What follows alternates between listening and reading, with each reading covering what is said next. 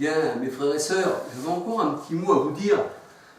Juste quand j'ai éteint cette vidéo, il m'est venu à l'esprit eh bien, une chose que le Seigneur m'a mis à cœur. Alléluia. Vous savez, dans les temps où ça s'est modernisé, il y avait des moissonneuses batteuses qui coupent le blé, qui coupent la tige du blé, qui emportent le blé. Et dans ces moissonneuses, au départ, il n'y avait que des batteuses.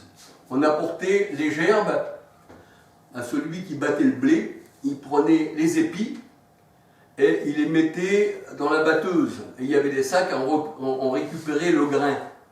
Mais dans la batteuse, eh bien, elle battait bien sûr le blé, la batteuse. Ça s'appelait la batteuse, parce qu'il fallait battre le blé.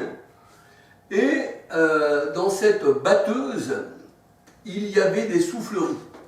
Donc il y avait du vent. Il fallait aussi du vent dans la batteuse pour séparer, on va dire, la paille du grain.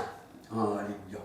Et maintenant, dans les nouvelles moissonneuses, batteuses, elle fait tout d'elle-même d'ailleurs, il n'y a plus besoin d'aller l'apporter, elle prend, va dans le champ, elle coupe le blé, elle fait les ballots, la paille part d'un côté,